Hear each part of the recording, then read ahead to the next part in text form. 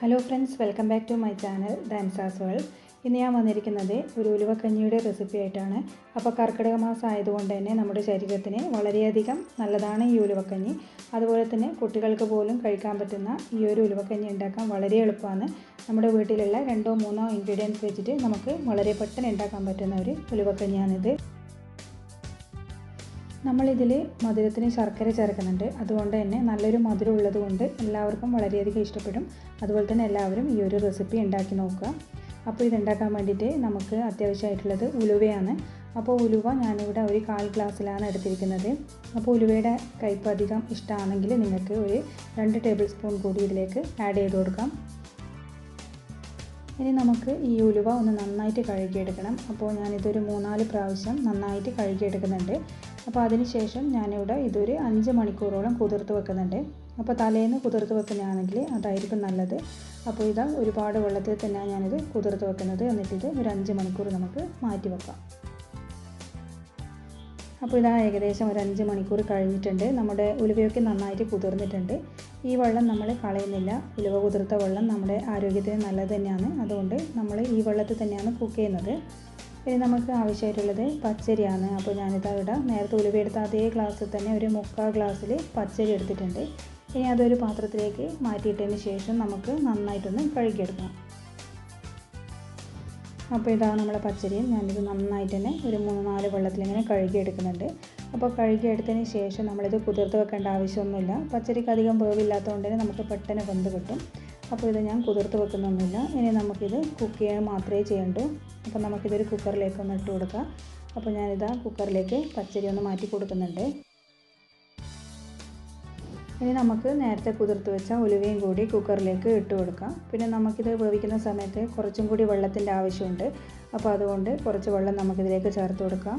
അപ്പോൾ നിങ്ങൾ കുറച്ചധികം വെള്ളം വെച്ചിട്ട് തന്നെ ഇത് വേവിച്ചെടുക്കണം. അതുപോലെ തന്നെ കുക്കർ യൂസ് ചെയ്യുന്ന സമയത്ത് കുറച്ച് വലിപ്പമുള്ള കുക്കർ നോക്കിയിട്ട് തന്നെ ഇത് വേവിക്കാൻ വേണ്ടിയിട്ട് യൂസ് ചെയ്യാം. അപ്പോൾ നമുക്ക് വെള്ളം ചേർത്തതിന് ശേഷം ഇത് നന്നായിട്ടൊന്ന് വേവിച്ചെടുക്കണം. വേറെ ഇൻഗ്രീഡിയൻസ് ഒന്നും ഇതിലേക്ക് നമുക്ക് ചേർക്കേണ്ട ആവശ്യമില്ല. അപ്പോൾ ഞാനിത് അടുപ്പത്ത് വെച്ച് കൊടുത്തിട്ടുണ്ട്. ഇനി നമുക്കിതൊരു 3 വിസിൽ വരുന്നത് വരെ ഒരു ഹൈ ഫ്ലെയിമിലിട്ടിട്ടൊന്ന് വേവിച്ചെടുക്കണം. അപ്പോൾ നമ്മുടെ വിസിലൊക്കെ വന്നിട്ടുണ്ട്. 3 വിസിൽ വന്നിട്ടുണ്ട്. നമുക്കിനി കുക്കർ ഓഫ് ചെയ്യാം.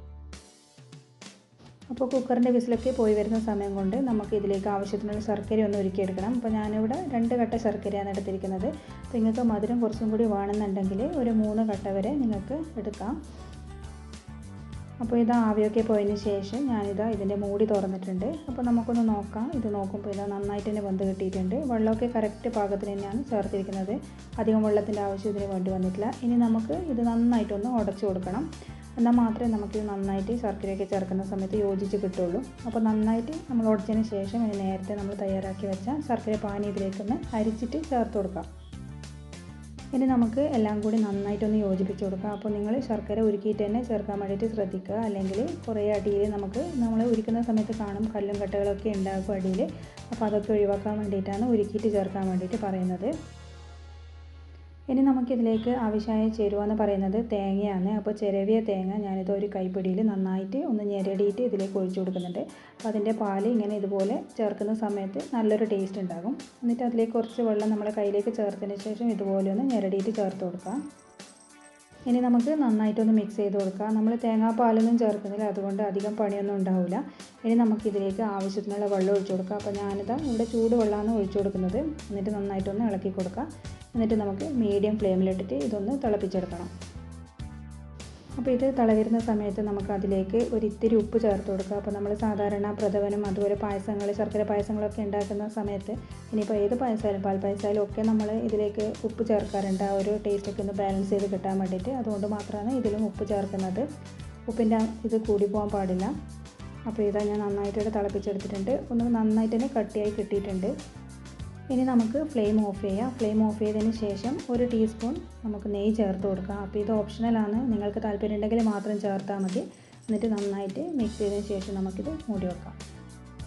അപ്പോൾ ഞാനിത് ഇവിടെ 1-2 മണിക്കൂർ കഴിഞ്ഞ് നോക്കുമ്പോൾ നന്നായിട്ട് കട്ടിയായിട്ട് വന്നിട്ടുണ്ട്. അപ്പോൾ നിങ്ങൾക്ക് കുറച്ച് ലൂസായിട്ടുള്ള കഞ്ഞിയാണ് ആവശ്യമെങ്കിൽ നിങ്ങൾ കുറച്ച് ഒരു വെള്ളം അധികം ചേർത്താൽ മതി. എന്നിട്ട് നന്നായിട്ടൊന്ന് തിളപ്പിച്ചെടുത്താൽ മതി. ഞാനിത് കുറച്ച് കട്ടിയായിട്ട് കഴിക്കാനാണ് ഞാൻ ഇഷ്ടപ്പെടുന്നത്.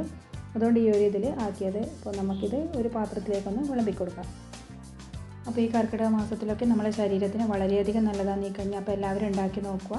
നമ്മൾ ഈ ശർക്കര വെച്ച് ഉണ്ടാക്കുന്നതുകൊണ്ട് തന്നെ കുട്ടികൾക്ക് പോലും കഴിക്കാം, അധികം കയ്പൊന്നും ഉണ്ടാവില്ല. അതുപോലെ പ്രസവരക്ഷയ്ക്കും നടുവേദനയ്ക്കും ഒക്കെ വളരെ നല്ലതാണ് ഈ കഞ്ഞി. അപ്പോൾ പ്രസവിച്ച് കിടക്കുന്നവരൊക്കെ ഉണ്ടെങ്കിൽ അവർക്കൊക്കെ ഉണ്ടാക്കി കൊടുക്കുക, വളരെ നല്ലതായിരിക്കും ശരീരത്തിന്. അപ്പോൾ ഈ ഉലുവയൊന്നും കുട്ടികൾ കഴിക്കാൻ പാടില്ല എന്ന് പറയാറുണ്ട്, പക്ഷേ ഞാനൊക്കെ ചെറുപ്പത്തിൽ കഴിച്ചിട്ടുണ്ട്, അതുപോലെ തന്നെ എൻ്റെ മക്കളും കഴിക്കാറുണ്ട്. അപ്പോൾ നമുക്ക് കുട്ടികൾക്ക് ഉലുവ കൊടുക്കുന്നതുകൊണ്ട് കുഴപ്പമൊന്നുമില്ല. വേറെ നമ്മൾ പ്രസവിച്ചവർക്കുള്ള മരുന്നിൽ കൊടുക്കുന്ന ചില മരുന്നുകൾ മാത്രമേ കുട്ടികൾക്ക് കൊടുക്കാൻ പറ്റാണ്ടുള്ളൂ. അപ്പോൾ ഈ റെസിപ്പി ഇഷ്ടമായിട്ടുണ്ടെങ്കിൽ എല്ലാവരും ഈ കർക്കിടക മാസത്തിലൊന്ന് ഉണ്ടാക്കി നോക്കുക. നിങ്ങളുടെ ചാനൽ ആദ്യമായിട്ട് കാണുന്നവരാണെങ്കിൽ സബ്സ്ക്രൈബ് ചെയ്യുക, ലൈക്ക് ചെയ്യുക, ഷെയർ ചെയ്യുക. ഇനി അടുത്ത വീഡിയോയിൽ പുതിയൊരു റെസിപ്പിയുമായിട്ട് കാണാം. Thank you.